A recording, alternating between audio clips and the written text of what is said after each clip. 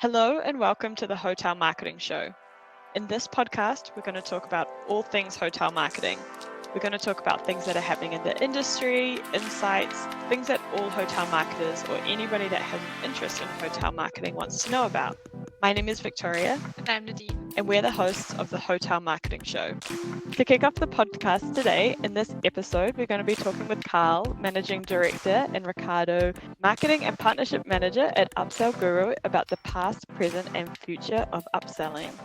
Super interesting topic. The past, the present, and the future of upselling. I'm super keen to see where this episode will lead us.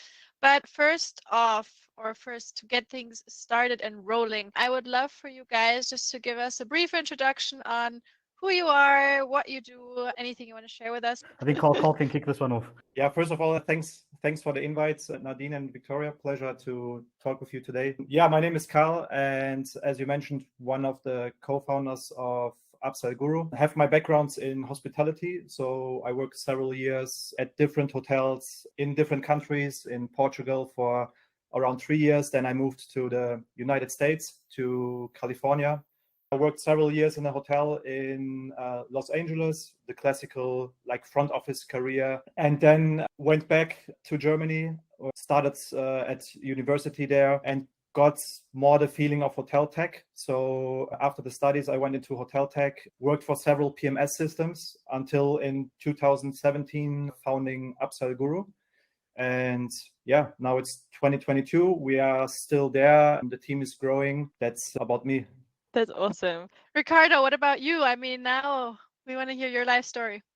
Cool. So first of all, hello from us at UpsellGuru to your listeners. And once again, thanks for having us on your show. We're really excited to be here. To give you a bit of a background and history on my sort of career journey up until this moment, I've always been sort of at a brand agency level, heading up different marketing agencies, pivoted into the digital space as technology evolved and as industries leaned more heavily into PPC and different sort of paid digital channels.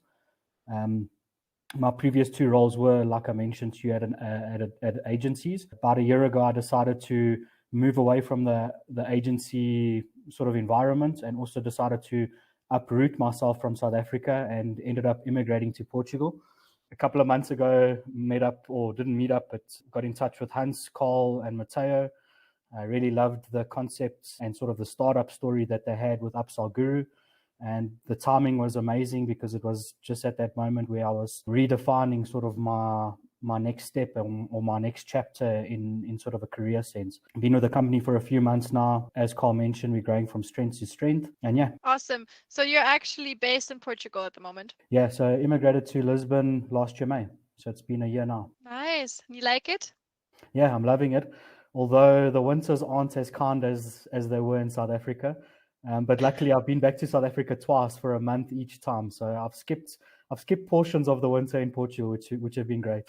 Yeah, that's the way to do it going forward. While we are on the topic of, well, not of anything, but while we're talking to you right now, I would love to know one thing that you started doing either in 2022 or you just picked up recently, a new hobby, a new skill, something that you want to keep developing this year, and it can be personal. If it's something new, then I would probably say tennis. I used to play a lot of tennis when I was a child, but then when starting to work in hospitality and traveling a lot, it's when I stopped for many years. But I now recently started like last year, and that's kind of my new passion. So when you don't see me in the office, then I'm probably at the tennis court when time allows. I like kind of the mix of you're dependent on yourself, on your own skills, but also on the opponent's skills. It's a very tactical game, so really enjoy it. Yes, definitely. Ricardo, what about you? You had some more time to think. So yeah, I actually sort of switched completely my hobbies, moving to Portugal now, spending most of my summer along the coastline. I've been a lot more, or the ocean's been a lot more accessible to me. So I just recently purchased a surfboard, although I got it towards the end of winter and also adjusting to the different sort of temperatures of the water compared to the nice warm waters that we have in South Africa. I've sort of been easing into catching some waves. But yeah, that would be sort of the latest hobby that I've taken on, and I've sort of coined a term to it where I go from suit to surf, which is quite a nice change. That's Nice. awesome. Yes. That's really cool. Yeah, or like from your work suit to your wetsuit. Exactly. Yeah, that's I it. feel like that should be the new trending like hashtag. There we go. I feel like we Well, you've could got get one a for lot this of traction. podcast. That's awesome. And what's something that you are hoping to see in the hotel industry in 2022? So from my side, it's something very, very simple, which I was missing a lot, and this is smiley faces. I think that was something I couldn't get used to see always everyone with a mask and not seeing the smiles. I think that is something that's it's the beauty of hospitality when you walk into a hotel and you see the people smiling at you and welcoming you. So this is something I'm really looking forward to in 2022. Yeah, that's a really great point that Karl makes, and I think across the board, people have lost that personal touch because of not being able to distinguish emotions, everything being covered up by masks, and then also the way people sort of interact with one another now, coming out of being locked up and cooped up for so long. To add to that point, I mean, one of the biggest things I'm praying for this year is that the occupancy levels go back to where they were. But with that being said, I think we've got a new normal, if I can use that coined phrase. And I think things won't necessarily go back to the way they were before. But even with that shift, I hope that occupancy levels do increase and we sort of get back to a good level again. For sure. I And agree then I with think that. we'd see more smiling faces from the hoteliers as well, right? With the occupancy rate Definitely. increasing again. But it's quite Definitely. nice. I think now the conversations are picking up again, and you hear again some positive news. I think the whole pandemic, it was so tough because it was just lockdown and restrictions and things that they had to implement and things that then in 2 months' time they didn't need anymore. And it was getting like the frustration level was building and building and building. And now it's kind of nice to see, someone is super excited about good news, like, oh, we have 92% occupancy, like, yes, we're finally feeling like we're getting somewhere again. I think also on that point, I think the lockdown sort of lowered some bars and lowered some expectations. So now it's like everyone's celebrating small wins again, which also plays into the smiles. I think everyone's got more reason to smile again. Yeah.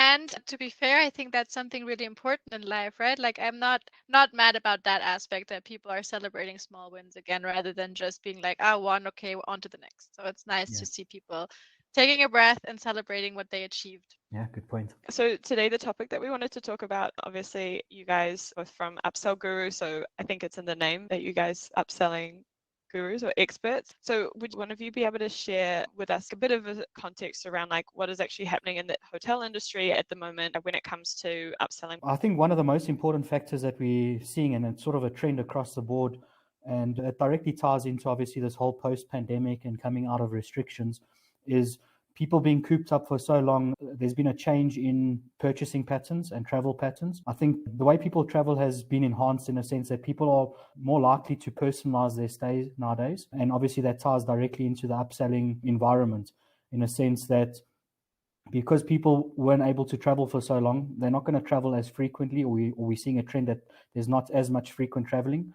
But during the travels that are being made, people are prepared to spend more, and especially in terms of personalizing their stay. Yeah, I think what we see is that also the concept of upselling is evolving a lot. Like when I think back about my time working at hotels, upselling was pretty simple. So you defined a rate, basically an upsell rate from one room type to the other, and that's what you offered to your guest. Nowadays, the entire rate structure is becoming more dynamic in terms of that the supplements between room types can change multiple times a day. So based on that, we need to adopt and take way more data, which is available, into consideration. So for the upselling from today, I think it's more relevant to integrate with revenue management systems to look at what does historical data say, what does forecast data say. Should I even offer a specific room type to a guest that is arriving in 5 days if I know that there is a high pickup and the trend is forecasting that this room type will be sold out? So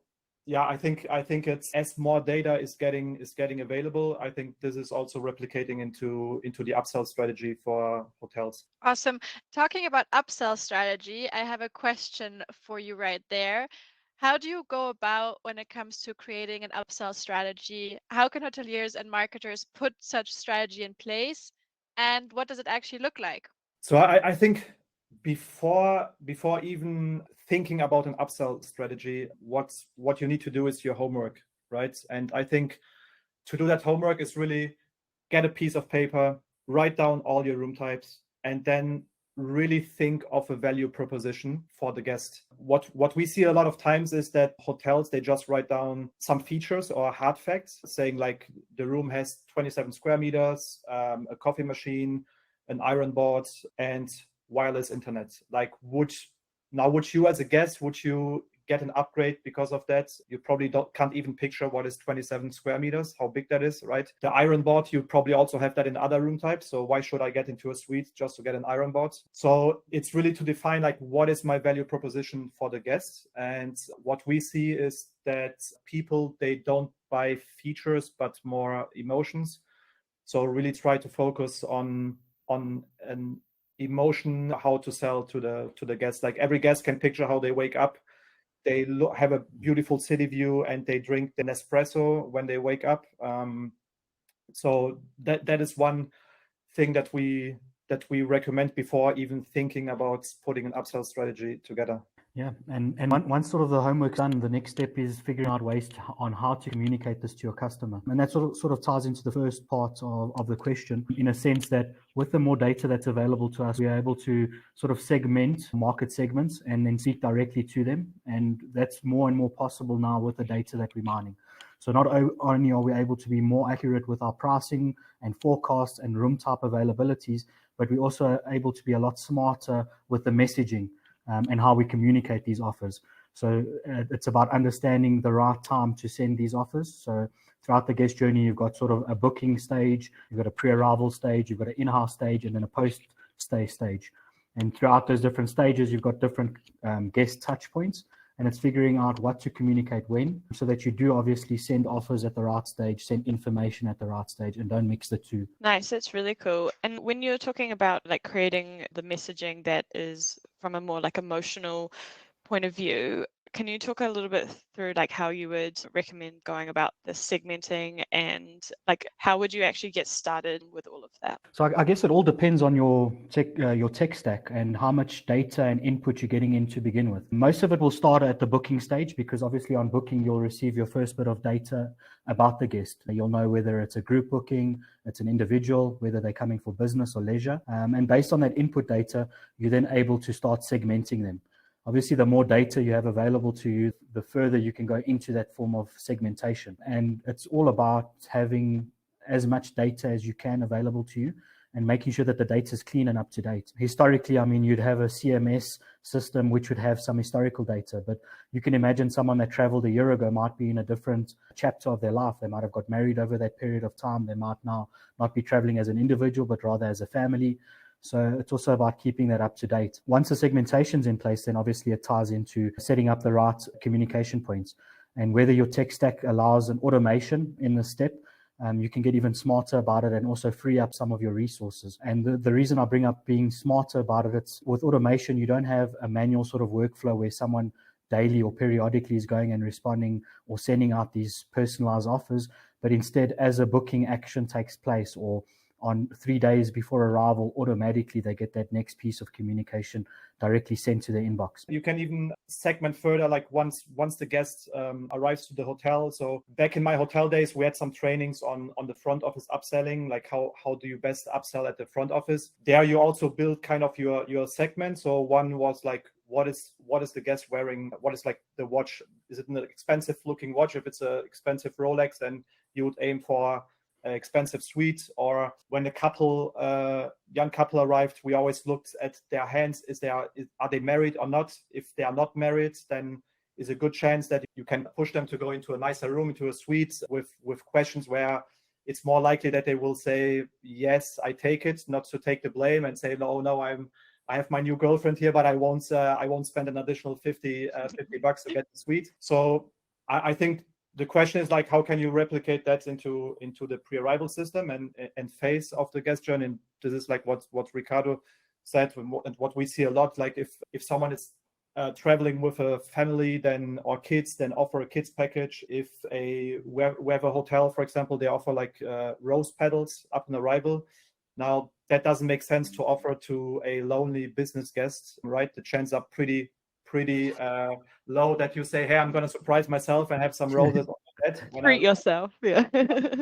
But when it's like 2 people in the booking and it's a leisure segment or a weekend guest, then the chances are higher that they are interested in buying that upsell offer. I just wanted to come back to a point that you, Ricardo, mentioned as well with the pre-arrival emails and kind of also the communication maybe whilst the guest is at the hotel and post-stay notifications or emails like this. Are there any tips that you have, something in your mind now? How should hoteliers go about this, for example? What is the kind of communication that guests expect during the different stages of their travel? Yeah, I mean, that's a really good question that you asked there. And it all boils down to the types of communications or the communication channels that you have disposable to you, and also boils down to their preferences. A lot of the leaders in the industry now are starting to ask the question, how do you want to receive your communication?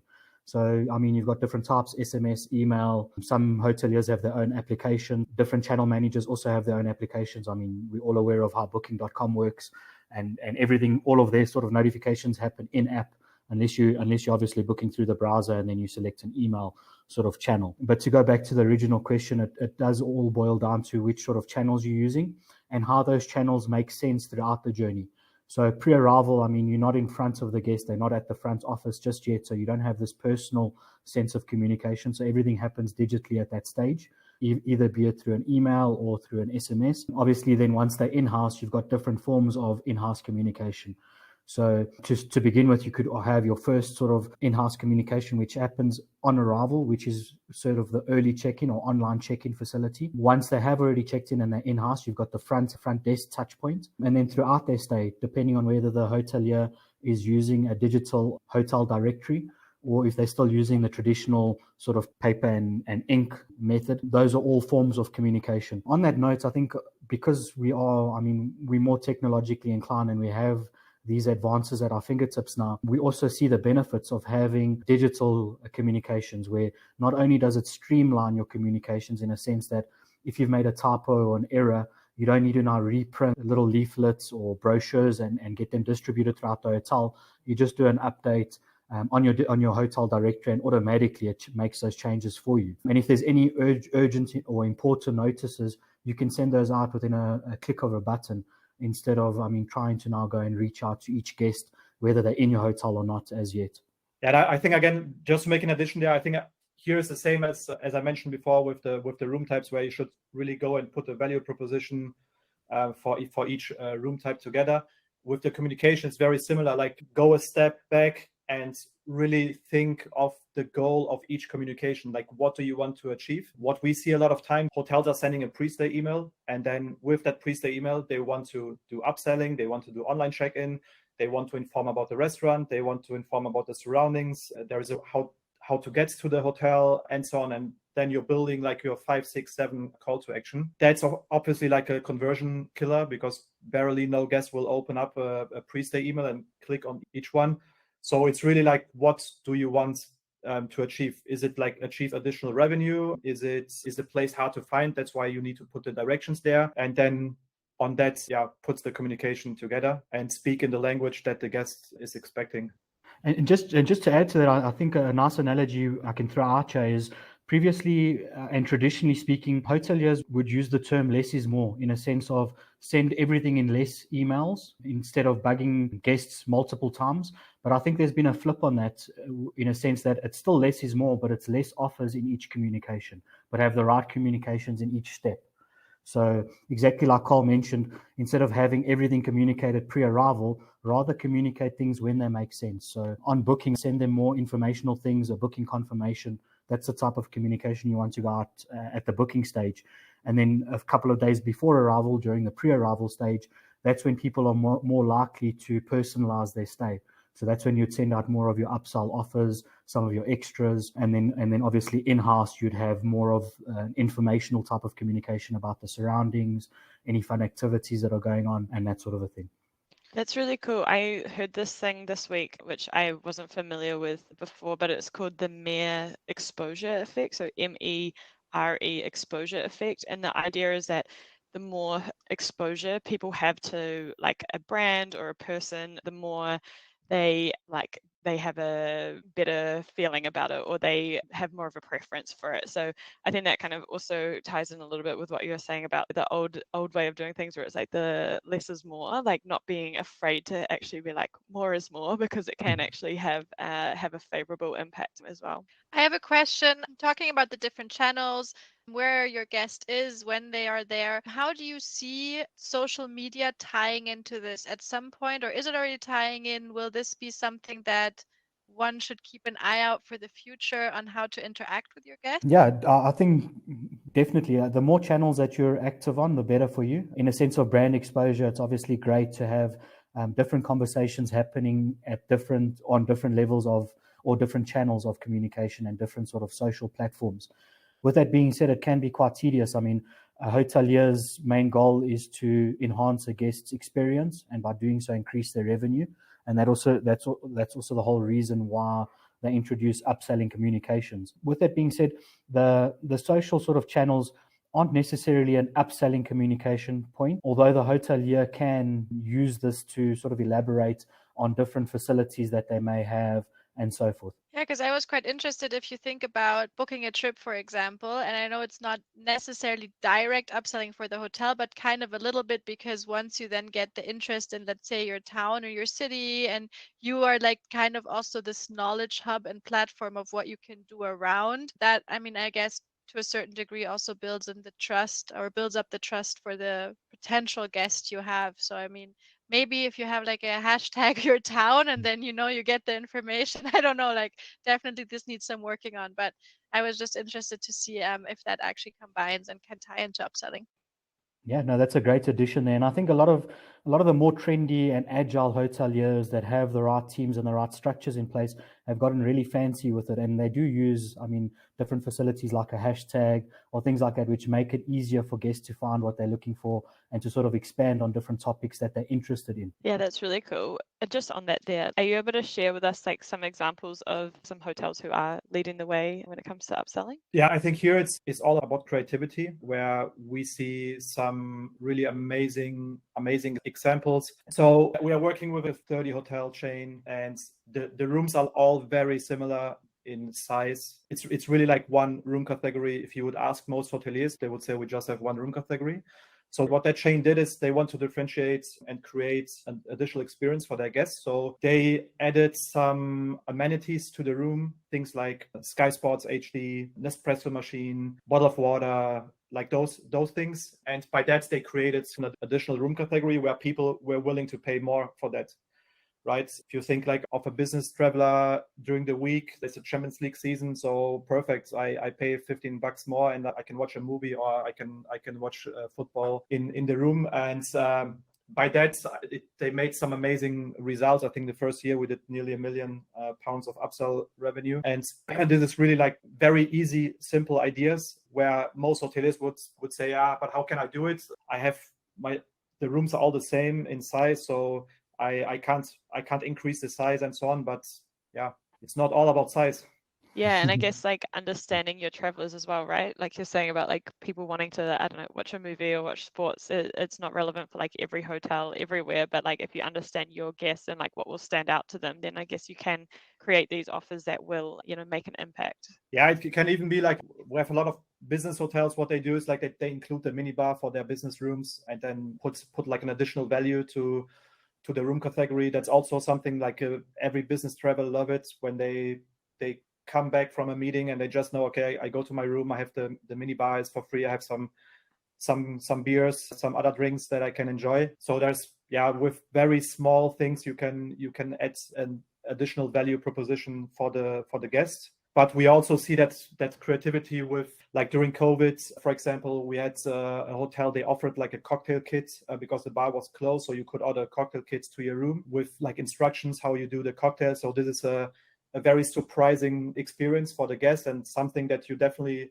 after you travel, you will share with your friends and share that experience. So yeah, those are like some samples. And now to you, Ricardo, with the Passion Box. So, a funny story about the Passion Box. Actually, the first sort of creative upsell that I heard UpsellGuru was able to facilitate for one of our hoteliers or hotel partners. One of our hotel partners was really creative and edgy in a sense that they put together for sort of couples or people coming or going away for a romantic stay. They're able to upsell with a Passion Box, which includes an adult toy, batteries, and some lube, which also, I mean, creates a unique talking point, although can also get you into trouble. So I don't know if people do leave after a Passion Box stay and talk too much about it. But that's for debate. There was even a good example where we actually thought, okay, let's just offer it to couples and leisure segments, right? But the hotel was like, no, we want to offer it to everyone. And we looked at the data recently when we met in Lisbon, and it's surprisingly how many male lonely travelers are buying the Passion Box. So it's like a really good mix, and it's surprising. You wouldn't expect it. Yeah.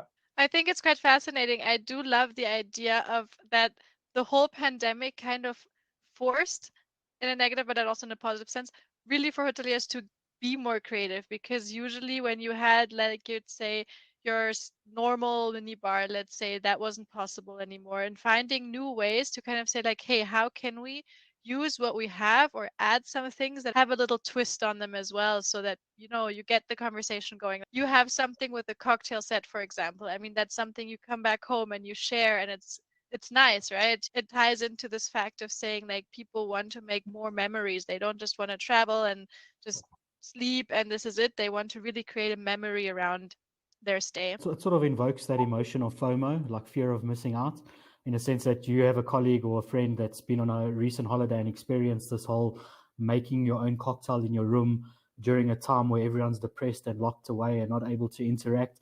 Sort of brings this feeling of, I want to experience that too, and I want to feel sort of normal again, or as normal as possible during these times. Yeah, we have another cool example. It's like from an amusement park we work with, where you can actually bid on opening the park with a physical key. So you get like there's like a huge gate, so you get the key, you can unlock, you open the gates, and you make like some pictures.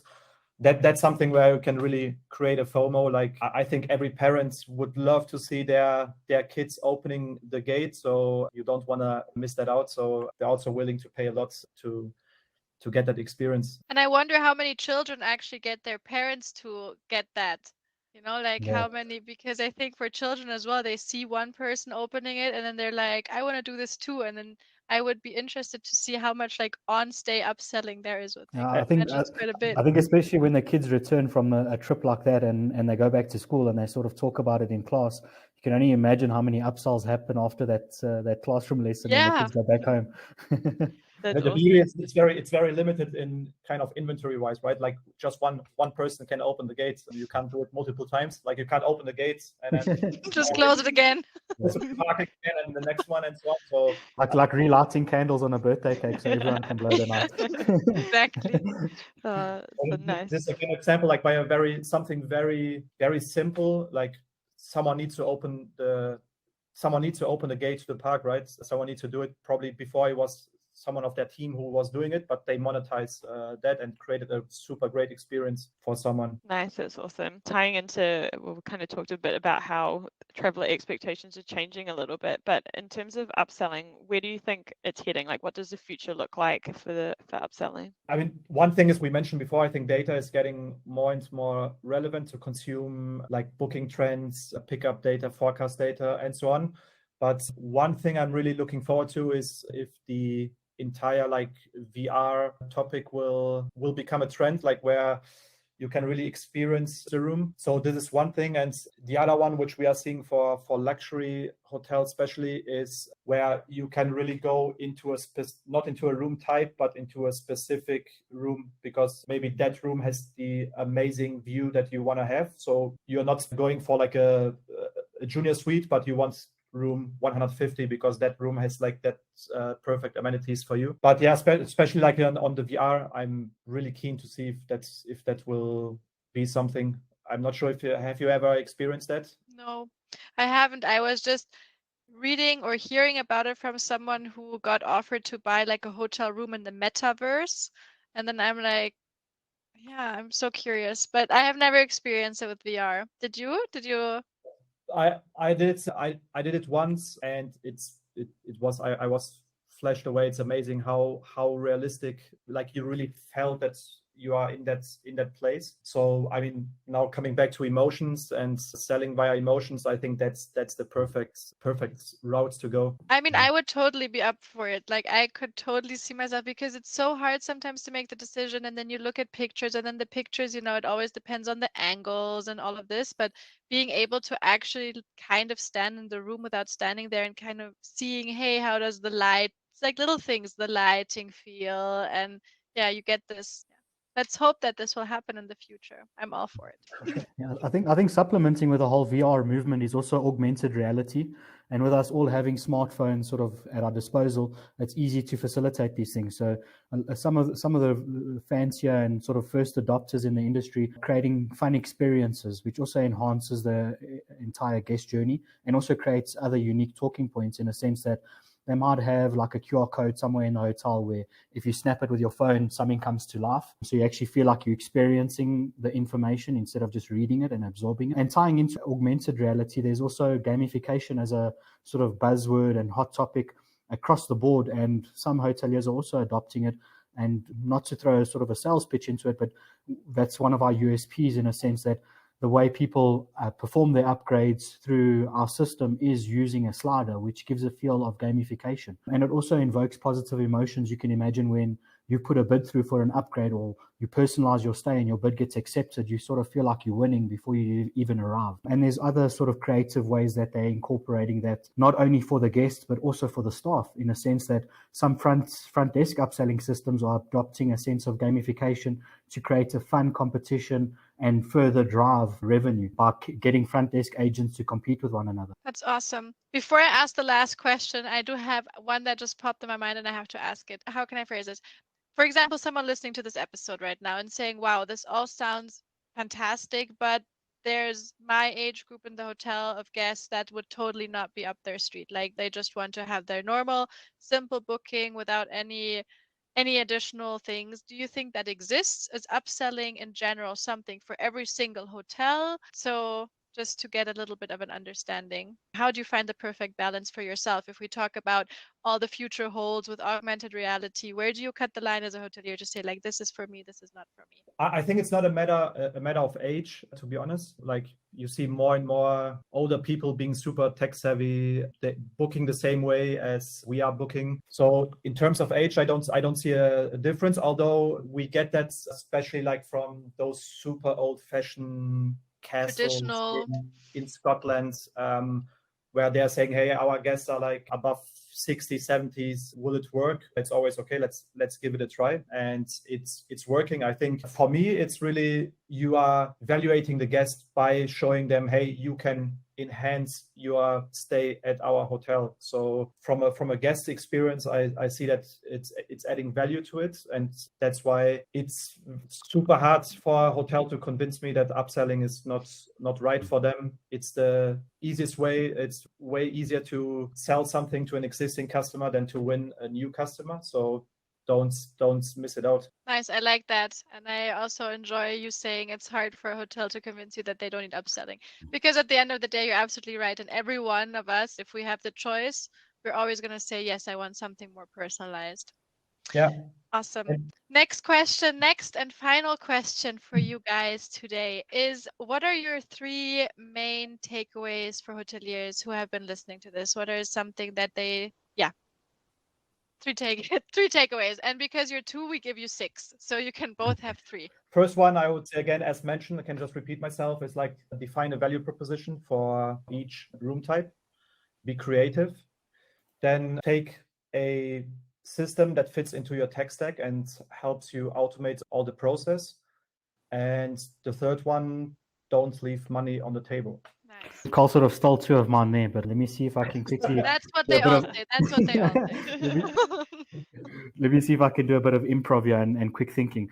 I think, look, touching back on the whole market segmentation side of things, because this data is available to us, it's really important that, in a sense, that let the customers know how well you know them based on what they've given you during the booking stage. So communicate better using segmentation. Wherever possible, automate things so that you can focus on the guest experience rather than on things that you aren't specializing in.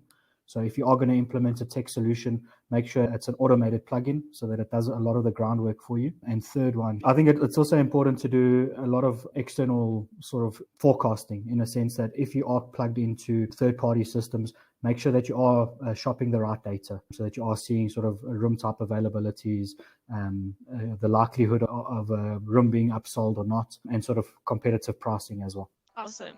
That was great for being put on the spot a little bit. I think you did a great job. I'm glad. Well, thank you so much, Karl and Ricardo, for joining us today. We really appreciate you sharing all of your knowledge with us. Thanks for having us.